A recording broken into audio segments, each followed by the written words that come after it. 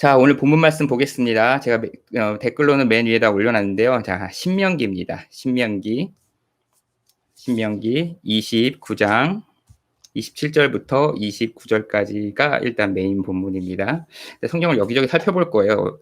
왜냐면은 여러분들이 성경에 대한 이 미천으로 깔린 게 너무 없어가지고 제가 말로만 쪼르르르 설명을 해주면은 그게 무슨 말인지를 지금은 몰라요. 그리고 제가 오늘 나누려고 하는 본문은 한국 교회에서 별로 나눠지지가 않은 내용들이어가지고 교회를 오래 다닌 분들도 무슨 내용인지 모르는 경우가 되게 많이 있는 내용입니다. 그래서 성경을 통해서 좀 본문을 여기저기 좀 찾아봐야 되고요. 말을 빠르게 하고 요점만 하고 좀 스피드하게 지나갈게요. 왜냐하면 이게 좀 어느 정도는 살펴봐야 되거든요. 이거를 갖다가 자세하게 이걸 다 설명을 하고 궁금한 것들과 그다음에 그러한 해석이 맞는가를 설명을 하려면 한 2시간 정도는 이렇게 해야 되는 그 분량이긴 하거든요. 제가 이제 강의를 하거나 그렇게 할 때. 근데 이제 그거를 최대한 압축시켜서 오늘 일단 1차적으로 정리하고 만약에 필요하다면 다음 시간에도 조금 이제 덧붙여서 그 이내 진행되는 상황을 설명할게요. 도대체 목사님이 무슨 얘기를 하려고 이렇게 혀가 길게 서론을 갖다 까는지 한번 보도록 하겠습니다. 신명기 성경 다 확인해야 됩니다. 신명기 29장 27절부터 29절까지입니다. 제가 읽을 테니 여러분 눈으로 같이 읽어주세요. 신명기 29장 27절에서 29절. 이러므로 여호와께서 이 땅에 진노하사 이 책에 기록된 모든 저주대로 재앙을 내리시고 여호와께서 또 진노와 격분과 크게 통한하심으로 그들을 이 땅에서 뽑아내사 다른 나라에 내던지심이 오늘과 같다 하리라. 감추어진 일은 우리 하나님 여호와께 속하였거니와 나타난 일은 영원히 우리와 우리 자손에게 속하였나니 이는 우리에게 이 율법의 모든 말씀을 행하게 하심이니라. 아멘. 자, 이 상황이 어떤 상황이냐면요. 신명기는 모세가 이제 이스라엘 백성들을 40년 동안 광야로 이끌어 가면서 아직은 하나님께서 약속하신 땅, 가나안 땅으로 들어가지 못하고 40년을 다 돈 다음에 가장 마지막 이제 강 하나만 건너면은 그 땅인데 거기를 들어가지 못하고 그 강 위에서 언덕 위에서 모압이라는 그 고원이거든요. 높은 지역이에요. 그 위에서 백성들을 다 모아놓고 마지막 이야기를 전해준 내용인데 그 중에 일부분이에요. 무슨 내용이냐면 그래서 이제 모세가 이제 어떻게 보면 가나안으로 가게 되는 이스라엘 출애굽한 이스라엘 1세대들은 다 죽었어요. 여호수아와 갈렙 빼고 그 20살 이상 됐던 그런 사람들은 다 죽고 이제 출애굽했던 어린 사람들이 이제는 나이를 이제 청년이 됐죠. 장년들이 됐어요. 그렇게 되어진 상황에서 이제 가나안 땅을 들어가기 직전에 이제 마지막에 그리고 모세는 자기는 못 들어가고 이제 여기서 생을 마치게 된다는 걸 이제 알고 있는 그 상황에서 마지막으로 이제 설명한 내용 중에 하나입니다. 자, 20절 보겠습니다. 이런 예언을 해요, 모세가. 이러므로 여호와께서 이 땅에 진노하사 이 책에 기록된 모든 저주대로 재앙을 내리실 것이고 28절 여호와께서 또 진노와 격분과 크게 통한하심으로 화가 나시고 아주 분통 터져 하시면서 아주 한탄스러워 하시면서 그 다음에 이 땅은 이제 가나안 땅을 말하는 거예요. 뽑아내사 이스라엘 백성들을 뽑아버리셔서 다른 나라에 내던지심이라고 해서 다른 나라의 전쟁 포로로 잡혀가게 될 거. 나중에 결국 이스라엘 백성들은 전쟁 포로로 잡혀가거든요.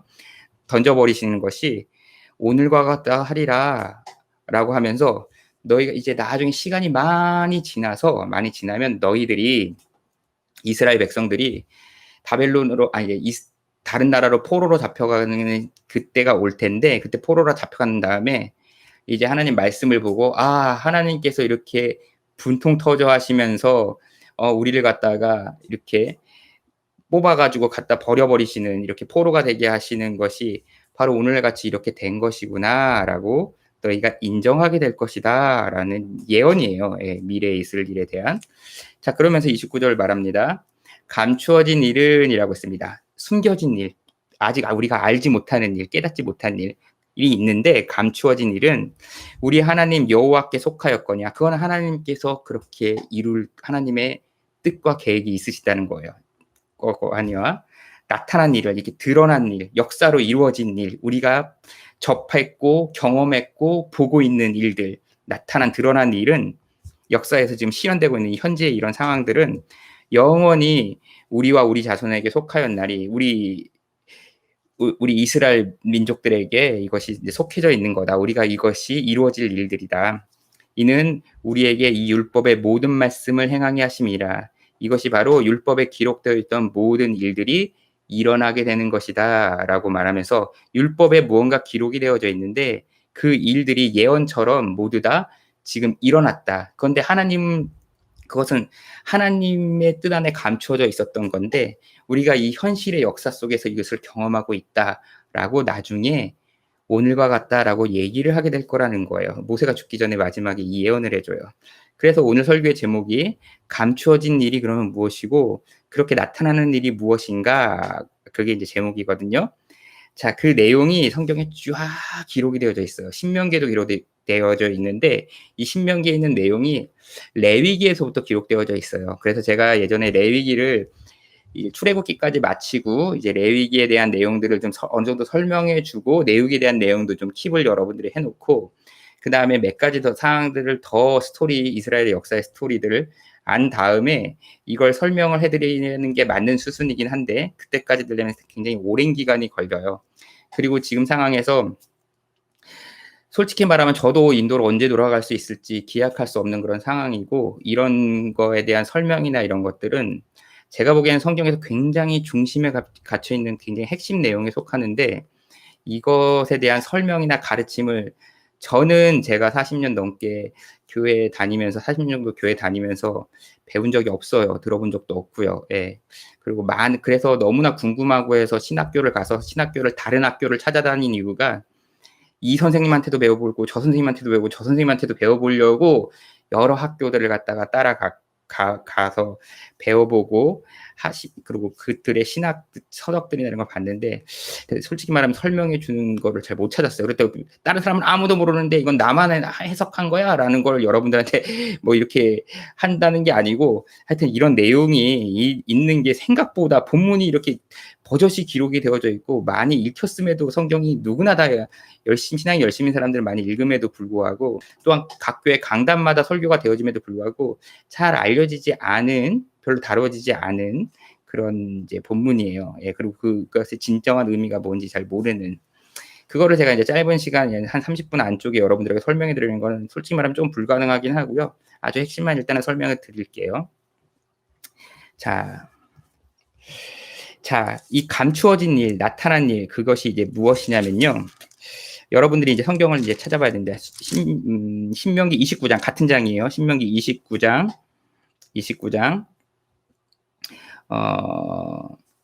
2절부터 4절까지, 2절부터 4절까지를 제가 읽어볼게요. 신명기 찾으셨죠? 신명기 29장, 2절부터 4절까지입니다. 성경 꼭 찾아서 보셔야 돼요. 지금 없으면 빨리 가져와셔서 해야 돼요. 신명기 29장 2절부터 4절. 모세가 온 이스라엘을 소집하고 지금 아까 말한 내용이가 이스라엘을 막 다시 모여라라고 해가지고 다 모아놓고 자기가 이제 설명을 한 거예요. 모세가 온 이스라엘을 소집하고 그들에게 이르되 여호와께서 애굽 땅에서 너희의 목전과 바로와 그의 모든 신하와 그의 온 땅에서 행하신 모든 일을 너희가 보았나니 바로 10가지 재앙과 그 다음에 홍해를 가르시면서 출애굽시키신 놀라운 기적들이죠. 예, 그 구원의 은혜죠. 그걸 너희가 다 보았다. 왜냐하면 그 어렸을 때 다 그걸 경험하면서 나왔었거든요. 그 다음에 3절 곧 그 큰 시험과 이적은 기적 같은 일들이죠. 기적과 그 다음에 큰 기사와 기적과 같은 역사를 말하는 거예요. 기사를 내 눈으로 보았느니라. 너희가 그 10가지 재앙들 그 놀라운 거 다 경험해보지 않았냐. 뭐 개구리가 나오고 나일강이 피로 변하고 뭐 이런 거 다 경험하지 않았냐. 그 다음에 막 해가 막 어두워지고 막 이런 놀라운 그런 10가지 재앙들. 그 다음에 무엇보다도 홍해 바다를 가르고 이스라엘 백성들 다 구원하신 다음에 이집트의 강력한 군대를 다 전멸시켜버리는 그런 일들도 다 너희가 눈으로 보았다. 뭐 당연하죠. 그랬죠. 4절입니다. 그러나 깨닫는 마음과 보는 눈과 듣는 귀는 오늘까지 여호와께서 너희에게 주지 아니하셨느니라 라고 말씀하세요. 이게 무슨 얘기냐면 쳐보세요. 그러나 너희들 이집트에서 내가 하나님께서 우리를 구원하실 때 10가지 재앙과 홍해를 가르는 기적을 갖다 기적 속에서 우리를 구원하신 거 우리 다 봤잖아. 알지? 그런데 하나님께서 우리에게 깨닫는 마음과 볼 수 있는 눈과 그다음에 들을 수 있는 귀를 오는 날까지 광야 40년 다 지나고 가나안 땅에 들어가기 직전인 이 상황까지도 여호와께서 너희들에게 우리들에게 주지 않으셨다라고 말씀을 하세요. 이게 갑자기 무슨 얘기예요? 우리가 무엇을 깨닫지 못하고 이제 가나안 땅 들어가기 직전이고 그런데 무엇을 깨닫지 못했고 무엇을 보지 못했고 무엇을 들을 수 없다는 말인가? 그게 바로 이제 하나님의 감추어진 일이라는 거고 나중에 이스라엘 백성들 가운데 나타난 일로 역사로 드러날 일이라는 것이에요. 자, 이런 걸 갖다 이제 설명해 주면서 쭉 설명을 해줘요. 자, 이제 그 내용이 무엇이냐면요. 자, 그렇다면은 뭘 깨닫지 못하고 뭘 보지 못하고 뭘 듣지 못했는지를 한번 찾아볼 거예요. 그게 신명기 바로 앞장인 28장에 있는 일단 내용들이에요. 28장에 있는 내용들 펴주세요. 신명기 28장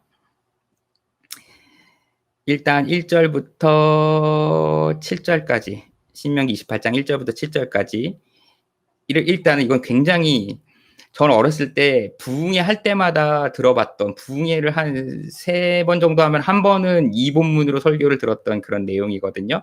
여러분들은 별로 못 들어봤을 거예요. 뭐 부흥회라는 걸 별로 경험해보지 못했고 그 다음에 이제 어렸을 때 교회를 뭐 다닐 때 뭐 이런 게 없었기 때문에 그때는 뭐 그냥 이렇게 어른들 따라서 교회에 있다 보면 무슨 부흥회다 그러면서 뭐 해가지고 솔직히 뭐 이렇게 볼 것도 없고 먹을 것도 별로 없고 그래가지고 그냥 교회에서 막 놀고 있다 보면은 뭐 부흥회다 그러면 가서 뭐 하면은 약간 잔치 분위기에 뭐 먹을 것도 좀 있고 그래서 교회 뚫러뚫러 친구들이랑 놀다가 이제 가서 앉아 있으면 이제 엄청 길게 한 2시간 동안 뭐 찬양 한참 부르다가 그다음에 말씀 1시간 넘게 듣다가 그다음에 기도하다가 그리고 나오면 이제 좀 먹을 것도 좀 이제 얻어 먹고 뭐 그런 분위기였었어요.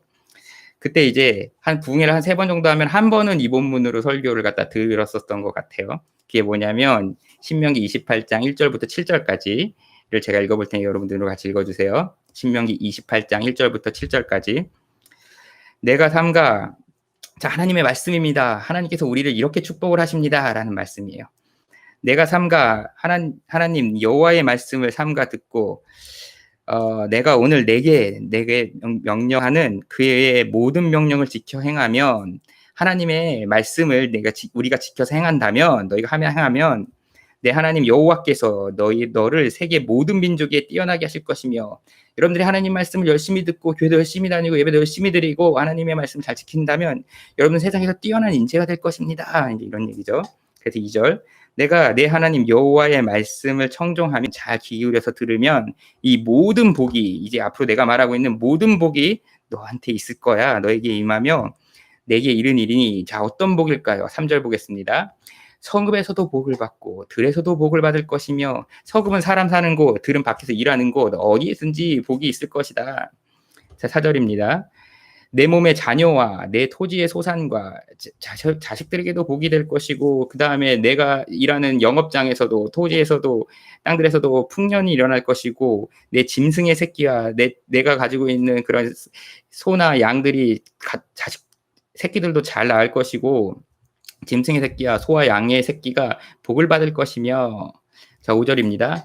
내 광주리 음식을 담는 큰 바구니죠. 광주리와 떡반죽 그릇이 복을 받을 것이며 라고 해서 광주리 음식이 풍부하게 가득 찰 것이고 떡반죽 그릇 그래서 요리를 하는 그런 도구에 어떤 뭐 풍족해질 것이다. 6절 내가 들어와도 복을 받고 나가도 복을 받을 것이며 라고 해서 네가 어디를 가도 하나님께 복을 받을 것이다. 7절 여호와께서 너를 대적하기 위해 일어난 적군들이 나한테 원수가 되는 어떤 그런 존재가 있다면 적군들이 내 앞에서 패배하여 하나님께서 그 원수들이 나한테서 패배하게 하실 것이어서 그들이 한 길로 공격하러 막 몰려들어왔다가 7길로 흩어져서 도망가게 될 것이다. 내 앞에서 7길로 도망하리라. 라고 하면서 그럼 우리는 이제 아멘 아멘 하면서 이제 같이 이제 그 말씀들을 듣고 하는 게 이제 한국 교회 제가 어렸을 때 한 하여튼 여러분들 나이대까지 이렇게 교회에서 하던 부흥회에서 아주 단골로 듣는 이제 본문 말씀이에요. 그러면 아멘, 아멘, 아멘 하는 그런 이제 내용이거든요. 그런데 이 본문이 여기서 끝나는 게 아니고 이게 슬픈 본문이에요. 이제 하나님 말씀을 잘 들으면 이렇게 될 텐데 이 본문이 하는 말은 그게 아니고 너희는 하나님 말씀을 안 듣게 될 거야 라는 거예요. 자, 그래가지고 뭐 28장 13절도 한번 읽어볼게요. 13절에서 14절도 되게 유명하기 때문에 안 들어봤으면 여러분들은 말씀이나 이런 부흥 같은 데 이제 별로 안 나오는 거예요. 자, 28장 13절에서 14절.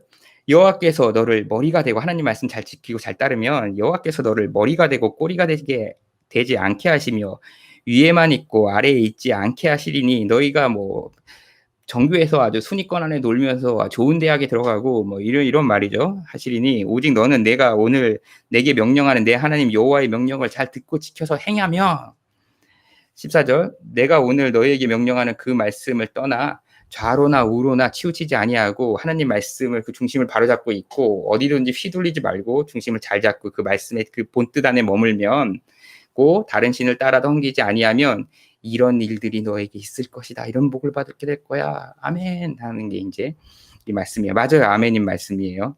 우리가 하나님 말씀에 중심이 흔들리지 않고 하나님의 말씀의 본뜻을 우로나 좌로나 치우치지 않고 그 말씀의 진정한 의미 가운데 머무르면서 잘 순종한다면 하나님께서 이런 복들을 우리에게 주셨고 한국교회가 그런 복들을 받아왔어요. 우리는 한국교회 안에서 그런 복들을 받아왔던 것이죠. 예. 그런데 15절부터가 이제 좀 문제입니다. 근데 여기는 이제 가르쳐지지가 않는 부분이에요. 이게 좀 길어요. 근데 신명기는 레위기는 좀 더 짧기는 한데 이게 레위기에 있는 말씀을 그대로 받아온 거거든요. 근데 이제 신명기를 보니까 뭐 왔다 갔다 하지 말고 신명기에 있는 부분만 볼 거예요. 자, 어떤 얘기가 있는지 보겠습니다. 15절부터 볼게요. 여러분 28장 15절입니다. 내가 만일 내 하나님 여호와의 말씀을 순종하지 아니하여 이제는 불순종한다면 내가 오늘 내게 명령하는 이 모든 명령과 규례를 지키려 행하지 아니한다면 이 모든 저주가 이제 내게 임하여 내게 이를 것이니 이제 하나님 말씀에 불순종한다면 너에게 이제부터 내가 말하는 저주가 임할 거야라고 이제 모세가 이스라엘 백성들에게 이야기를 하는 겁니다. 자, 16절에 그래서 네가 성읍에서도 저주를 받고 들에서도 저주를 받고 그 다음에 17절 떡 광주리와 떡반죽으로 또 저주를 받을 것이며 하면서 아까 말했던 거에 다 이제 반대되는 그런 말을 하세요. 그러면서 20절부터 볼게요. 20절 내가 악을 행하여 그를 잊음으로 내 손으로 하는 모든 일에 여호와께서 저주와 혼란과 책망을 내리실 것이고 망하게 하여 속히 파멸하게 하실 것이다. 너희가 하나님 말씀에 불순종하고 하나님을 잘 따르지 않는다면 21절에 여호와께서 내 몸에 연병이 들게 하사 병이 들게 하시고 내가 들어가 차지할 땅에서 마침내 너를 멸하실 것이며 너희가 이 땅을 결국 차지해서 들어가긴 할 거지만 하나님 말씀에 불순종한다면 이렇게 될 거야. 22절에 보겠습니다. 여호와께서 폐병, 열병, 염증, 학질, 한재, 풍재, 썩는 재앙 등으로 너를 치시리니 그냥 온갖 질병이에요. 다양한 그런 질병들로 너를 갖다가 치실지니 이 재앙들이 너를 따라 너를 진멸하게 할 것이니라. 그리고 23절 내 머리 위에 하늘은 노치되고 그러니까 비가 내리지 않고 그 다음에 내 아래에 땅은 처리될 것이며 땅은 농작물을 내지 않은 메마른 기근인 상태가 된다는 것이죠. 24절에 비 대신 티끌과 모래가 내릴 것이고 그 다음에 25절에 여호와께서 내 적군 앞에서 너를 패하게 하시리니 라고 해서 이제 나의 원수가 있다면 내가 오히려 지는 상황이 발생하게 될 것이다. 이렇게 이제 말씀을 하세요. 이 뒤에도 27절 볼게요. 27절, 28장 27절 밑에 여호와께서 애굽의 종기와 애굽 땅에서 너희가 경험해왔던 그런 10가지 재앙들 있지 않았니? 그 이방인들이 겪는 어떤 그런 질병의 재앙이죠. 종기와 치질과 괴혈병과 피부병으로 너가 고통을 받게 될 거다. 내가 치유받지 못할 것이며 28절 여호와께서 또 너를 미치는 것과 눈머는 것과 정신병으로 치시리니 그래가지고 네가 온정신이 못한 어떤 그런 제대로 판단하거나 분별하지 못하는 그런 상태가 될 거다. 29절에 맹인이 어두운 데서 더듬는 것과 같이 내게 백주에도 더듬고 너는 밝은 대낮에도 맹인이 더듬는 것처럼 사리분별을 갖다 못하게 될 것이고 내 길이 형통하지 못할 것이고 항상 압제와 노략을 당할 뿐이며 억울하게 억눌리고 그다음에 뺏기는 내가 가진 것들을 빼앗기는 노략질 당하는 그런 형편만 당할 것이며 너를 구원할 사람이 없을 거야. 내 말을 지키지 않으면 이런 저주들을 받게 될 거다라고 하면서 쭉 이제 이런 이제 다른 말씀들을 하세요.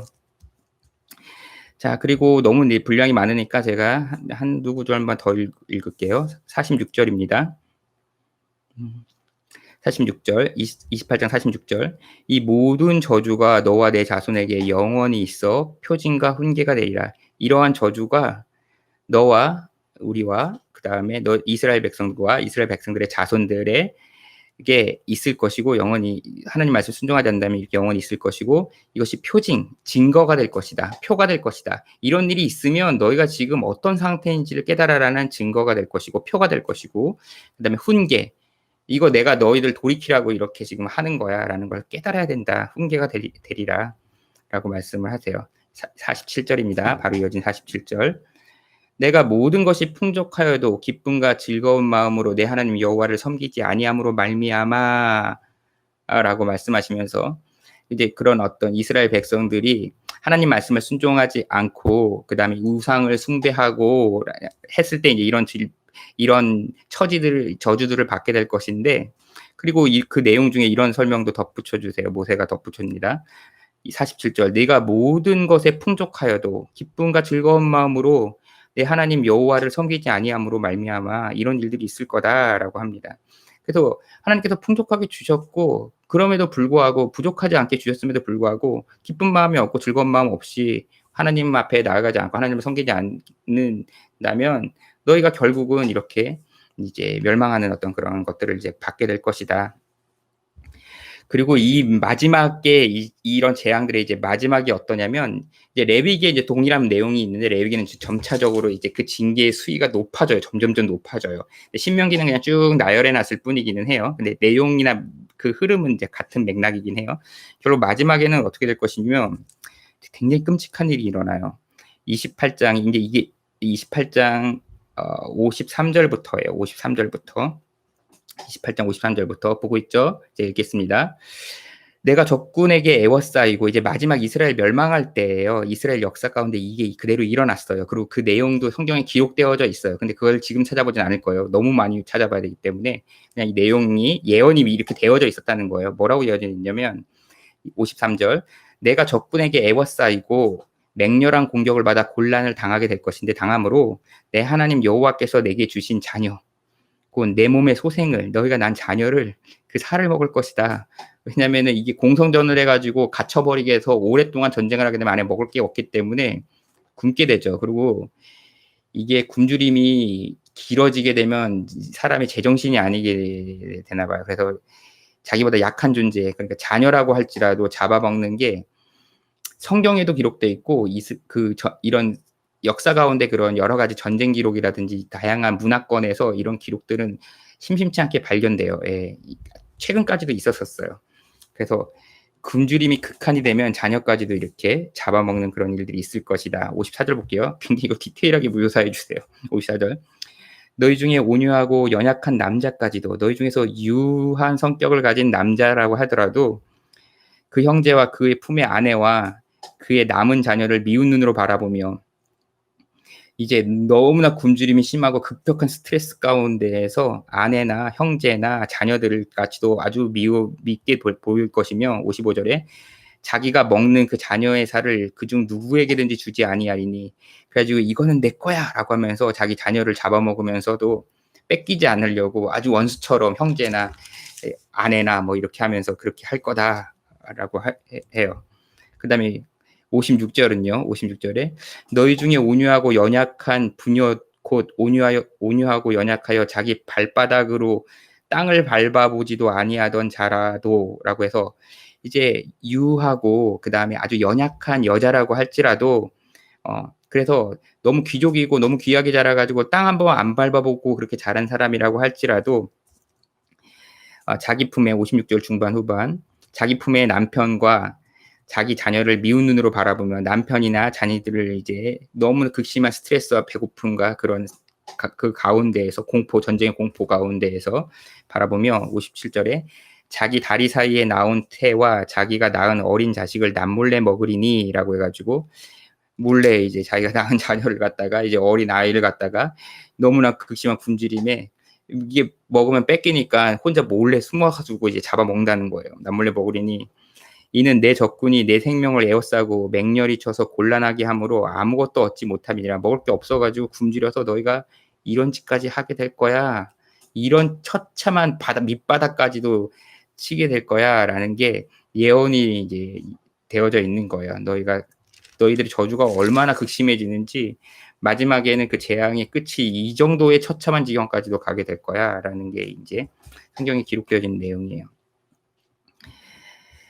자, 그렇게 하면서 29장 1절을 볼게요. 29장 1절.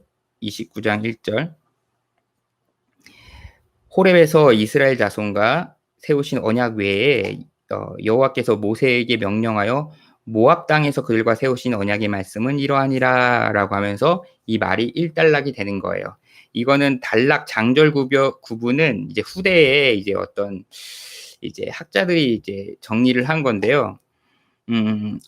지금 이게 히브리어 원문, 사본 원문을 따르면은 이 29장 1절부터 새로 시작하는 게 아니고 29장 1절이 그 위에 붙는 거예요. 그러니까는 29장 2절부터 새로 시작하는 거예요.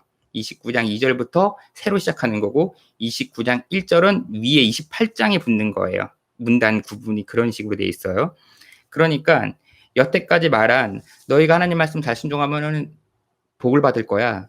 하지만 너희가 하나님 말씀을 불순종하면은 이러이런 저주를 받을 거야. 그리고 그 끝은 너무나 비참한 거야. 라고 하면서 굉장히 장황하게 설명을 하신 다음에 이것이 바로 29장 1절 호렙은 신의 산의 다른 이름이에요. 그러니까 이제 율법 10계명 받을 때죠. 예, 그때 이스라엘 자손과 세우신 언약 말고 여호와께서 모세에게 명령하여 모압 땅에서 지금이 이제 모압 땅이에요. 이스라엘 가나안 땅 들어가기 직전 바로 옆에 있는 게 모압 땅이거든요.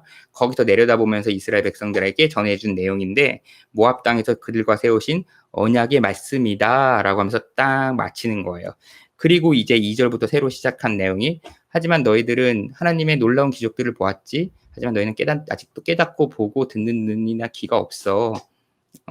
라고 말씀을 하면서 모세가 그것이 하지만 나중에 너희들이 이 징계가 너희들이 지금 내 하나님 말씀 열심히 들게요. 우리가 왜 하나님 말씀을 거역한단 말이야. 우리는 다 순종하고 잘할 수 있어. 라고 의기양양하게 나아가지만 그것을 지킬 수 없다라는 것을 하나님 알고 계셨고 모세도 알았어요. 그래가지고 이런 예언의 기록을 남긴 거예요. 너희들 하나님 말씀 열심히 지키고 잘 따라야 돼. 하지만 너희는 그것을 지킬 수 있는 능력이 없어. 그래서 결국은 배반하게 될 건데 너희들 그것에 대해서 내가 징계하고 훈계하면서 돌이키게 하는 그런 일들이 계속 있을 거고 그것이 표징이고 훈계야. 하지만 너희들은 그렇게 끝까지 멸망해가지고 포로로 잡혀가는 그 나라 자체가 없어지고 성전 자체가 없어지는 그 비참한 결과를 보게 될 거야 라는 게 미리 예언이 되어져 있는 거예요.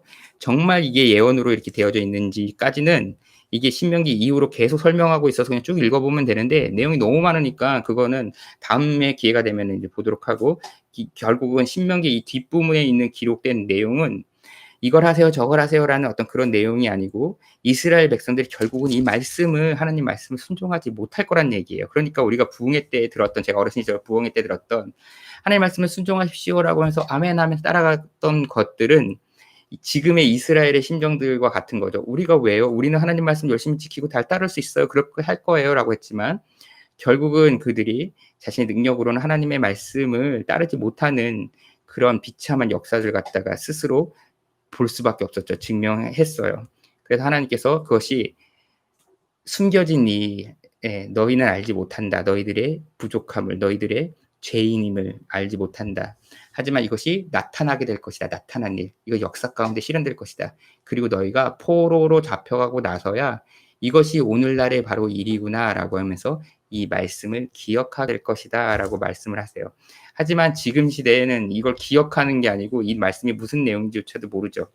자, 이제 여기서 첫 번째, 지금 시대에 코로나 시대와 한국 교회가 극렬하게 욕을 먹으면서 점점점 망가가는 시대에 이 본문 말씀이 저는 하나님의 그런 우리가 불순종한 그 역사의 흐름이라고 생각을 해요. 예.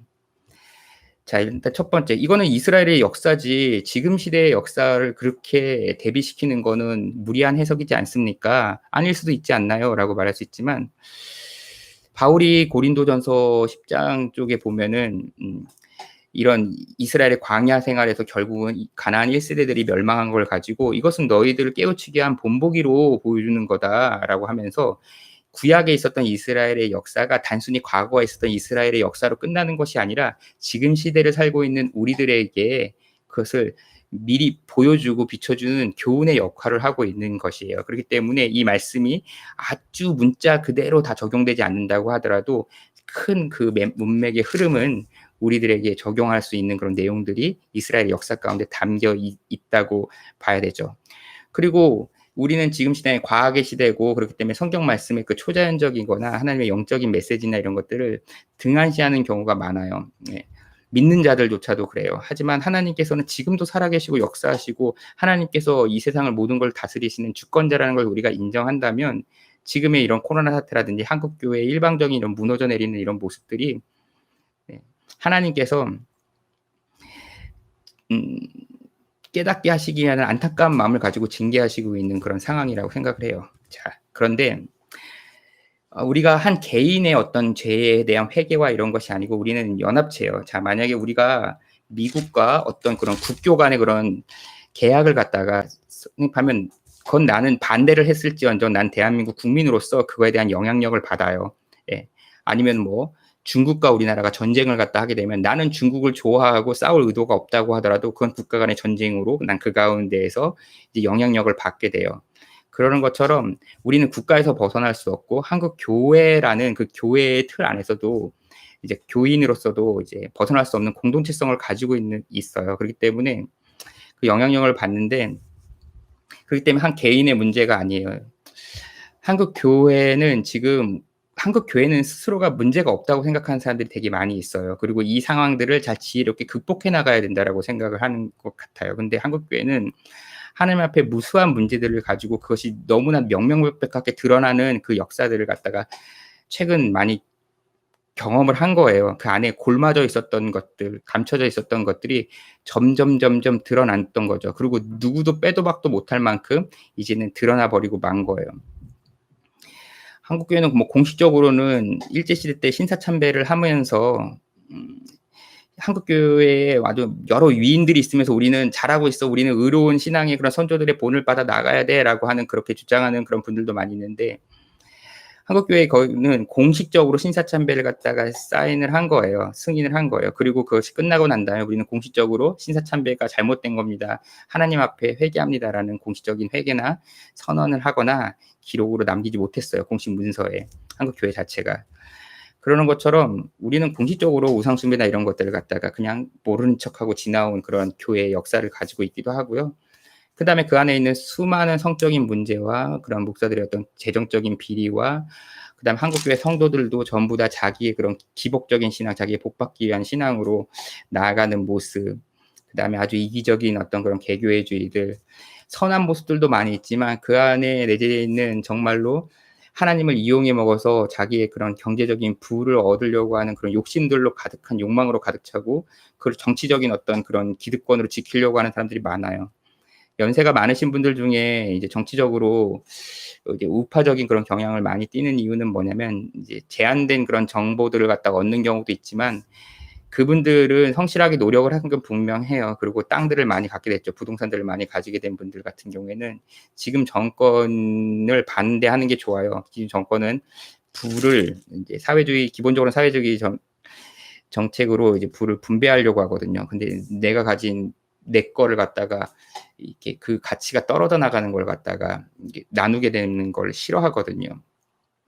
그 안에는 온갖 다양한 명분들과, 그것이 종교적이든지 아니면 정치적이든지 다양한 명분들로 내세울 수는 있지만 그 이면에는 전부 다 탐심이 있어요. 그것은 나이가 많든 나이가 적든 전부 다 자기의 어떤 그런 기득권을 놓치려고 하거나 기득권을 뺏으려고 하고 권력을 가지려고 하고 권력을 놓지 않으려고 하는 그런 싸움들이 막 혼재되어 있는 상태고, 정치인들은 그걸 이용해 왔어요. 역사상 계속 이용해 왔는데 교회도 그거를 이용한다고 생각해요, 스스로는. 하지만 보통 이용해 왔어요.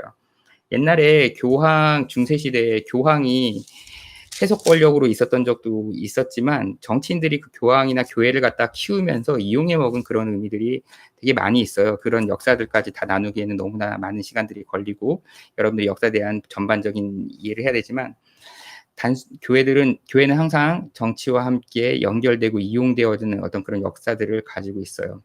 그것 안에서 순수성을 잃은 그런 모습들이 많이 있죠. 그게 한국 교회가 회개할 모습이고 그것은 아까 말했듯이 우리는 교회 안에서 구성원으로서 나의 개인적인 죄를 회개함이 문제가 아니고 우리 전체를 한 마음으로 같이 아파하면서 그 안에서 우리는 회개를 해야 되는 모습들이 많이 있어요. 네. 다른 사람들 욕한다고 내가 의로움을 얻게 되는 것이 아니에요. 예. 그 사람의 그런 문제가 그렇게 나게 된 거고 또 내 안에 있는 그런 문제들도 분명히 있어요. 다른 사람들에게 들키지는 않았지만 그리고 그 이면에 우리가 보지도 못하는 당연하다고 생각하는 탐심들이 내재되고 있는 그런 내용들이 많이 있어요. 적어도 우리가 오늘 읽었던 신명기 28장 47절처럼 하나님께서 모든 것을 주셔서 너희가 풍족하고 있음에도 불구하고 너희가 기쁨도 없고 즐거움도 없고 하나님을 섬기는 그런 마음으로 하나님을 섬기는 것도 없지 않냐라는 이런 것들도 이거는 우리들의 어떤 현실의 그런 모습과도 마찬가지예요. 여러분들은 전 세계 가운데서도 굉장히 물론 여러분들도 훨씬 더 럭셔리하게 사는 사람들도 있죠. 하지만 그 밑에 정말 처참하게 사는 사람들 많이 있다는 걸 여러분들은 아주 보고 있는 그런 극단적인 그런 포지션에 있잖아요. 지금 인도가. 네. 제가 인도에서 그냥 차 타고 지나가다가 계란 찐 거 몇 개 이렇게 주려고만 해도 내가 먹네 그러면서 막 싸우는 그 계란 하나가 너무나 귀한 음식인 건가 봐요. 그 아이들에게는. 이건 너무나 이제 단백질이니까 고급 음식이죠. 그런 거에 의해서 목매이는 것처럼 여러분들은 훨씬 더 풍요하잖아요. 예, 여러분들은 무슨 계란 찐 거를 먹냐 안 먹냐 이런 정도가 서로 싸워야 되고 서로 논쟁을 해야 되고 하나를 더 받기 위해서 매달려야 되는 먼지 구덩이를 매달려서라도 그걸 받아내야 되는 그런 지 않아도 되는 거잖아요. 우리는 하나님의 은혜 가운데 부족하지 않게 누리고 있어요. 이것이 바로 복이에요. 더 큰 부자가 아니고 그럼에도 우리는 즐거움과 기쁨이 없이 예, 하나님을 신앙한다고 이제 살아가고 예배나 이런 것들도 좀 부족한 그런 마음 여러 가지 모습들이 있죠. 네, 감사하지 못하는 모습들이 있어요. 여러분들은 아주 큰 잘못을 지을 그런 나이도 아니고 그러지도 않지만 우리가 같이 한국 교회가 우리의 한 몸이라고 생각을 하고 그 안에 다양하게 있는 그런 온갖 잡동사니가 되어져 있는 것들이 안 믿는 사람들 보기엔 다 교회예요. 뭐 이단이든 뭐든 뭐 다 싸잡아가지고 그렇게 다 그냥 다 주님의 이름을 욕먹이고 있는 거죠. 그리고 하나님께서 그것을 갖다가 다 노출시키면서 다 까발리시면서 그리고 그 안에서 아주 이상한 이상한 사람들까지도 해가지고 계속 트러블을 일으키면서 우리 교회를 그냥 하나님께서 누리게 하시는 거예요. 우리가 이 가운데서 뭐 빛이 되자 소금이 되자가 아니고 우리는 그냥 하나님 앞에 엎드려서 우리를 위해서 그냥 울 수밖에 없어요. 예. 예. 그게 지금 하나님 그런 상황에 처지가 된 거죠. 단계 여러 가지 그런 질병과 여러 가지 그런 어려움 우리들의 그런 문제들을 하나님께서 계속 표징과 훈계로서 주시는데 그나마 성도들 때문에 하나님께서 이 땅에 그런 진노하심을 갖다 참고 있던 것들을 갖다가 이제 교회들이 망가지고 나는 것들을 통해서 이제 다 그냥 표출을 갖다 하시는 거죠. 하나님께서 한국 교회를 징계하시는 거예요. 예, 한국 교회가 의롭고 잘해가지고 이걸 갖다가 이 가운데에서 뭔가를 갖다가 더 잘해야 된다라는 게 아니고 우리 자체가 지금 문제가 있어서 하나님께서 하시는 거예요. 네, 다른 사람들은 뭐 볼 것도 없고 언제 역사상 교회가 정치인들 가운데에서 잘 이용해가지고 우리가 잘 하는 시대는 없었고요. 핍박을 받아도 그 가운데에서도 의로서 그것을 싸워 이겨야 되는 거죠. 예, 정치적인 어떤 그런 전략과 전술로 싸워서 우리가 이길 수 있는 게 크리스찬의 본질이 아니에요. 예. 세상은 악으로 우리를 누르려고 할지라도 우리는 그것을 의로움으로 그것을 갖다가 증명해내야 되는 존재인 거거든요. 그리고 최종 승리를 결국은 주신다고 예수님께서 말씀을 하셨거든요. 예, 그렇기 때문에 우리가 정치적인 어떤 그런 과도한 싸움이라든지 물론 그런 움직임도 있긴 있어야 되지만 과도한 싸움이라든지 이런 것들은 바람직스럽지는 않아요. 그리고 이 전체적인 큰 흐름 가운데 우리는 한국교회가 망해가는 그런 흐름, 이스라엘 백성들을 하나님께서 결국은 그 바닥을 치게 하신 다음에 결국은 포로에서 깨달은 다음에 정말 소수의 남은 자들만 돌아오게 하셨거든요. 한국 교회도 아마 처참한 패배감과 바닥을 치는 이 망가짐을 다 경험한 다음에 그 가운데서 남은 자들이 이제 그 바벨 70년 동안의 그 바벨론 포로기를 겪은 후에 돌아온 것처럼 새롭게 성전을 짓는 그런 처절한 싸움을 갖다가 해야 될지도 모르겠어요. 그리고 만약에 그걸 하게 된다면 그건 아마 여러분들의 몫이 될 겁니다. 그렇기 때문에 여러분들은 너무나 중요해요. 그래서 인도로 언제 갈 수 있을지, 제가 사역이 뭐 인도를 못 가게 되면은 그냥 이 상태로 마무리가 될 수도 있겠죠. 그래서 나눌 수 있는 기회가 별로 없을 것 같아가지고 이 말이 조금 길고 어렵고 좀 복잡하기는 하지만 여러분들이랑 나누고 싶었어요. 성경적인 배경이 좀 더 있다면 여러분들한테 설명해주고 싶은 게 좀 더 많이 있긴 하지만 일단 큰 맥락으로 성경에 예언되어 있었던 이스라엘의 멸망이 예언되어 있었던 것처럼 한국 교회도 우리의 죄 때문에 지금 이러는 거지 세상이 악해가지고 선한 우리를 공격하는 게 아니라는 거예요. 네, 그래서 우리는 그 가운데서 나만 잘하면 되지가 아니고 같이 한국 교회 안에서 울면서 우리도 같이 기도를 해야 되는 거고, 그것은 하지만 그 가운데서도 하나님께서 의로운 자들은 따로따로 구하시긴 해요. 하지만 이 거대한 이 흐름을 무너져가는 흐름을 거스를 수는 없어요. 네, 그 가운데 있다. 여러분들 그냥 공부 열심히 하시면서 말씀 열심히 준비하세요. 그리고 말씀을 알아야지 나중에 이제 하나님께서 깨닫게 해주고 보게 해주시는 그런 지혜를 주실 때 그것을 알 수가 있어요. 예. 그냥 여러분들 나 하나만 앞걸음 잘하면 앞가름 잘하면 되지 로 이렇게 되어져 있지 않아요. 우리가 여러분들이 복음을 듣고 배우는 것들도 누군가를 통해서 전해들은 은혜를 통한 거거든요. 여러분들은 이 안에서 한국 교회 안에서 여러분들은 성장해 왔고 은혜를 받은 거예요. 그렇기 때문에 갚아야 될 내용도 있고요. 자, 오늘 말씀은 여기까지 일단 나누도록 하겠습니다.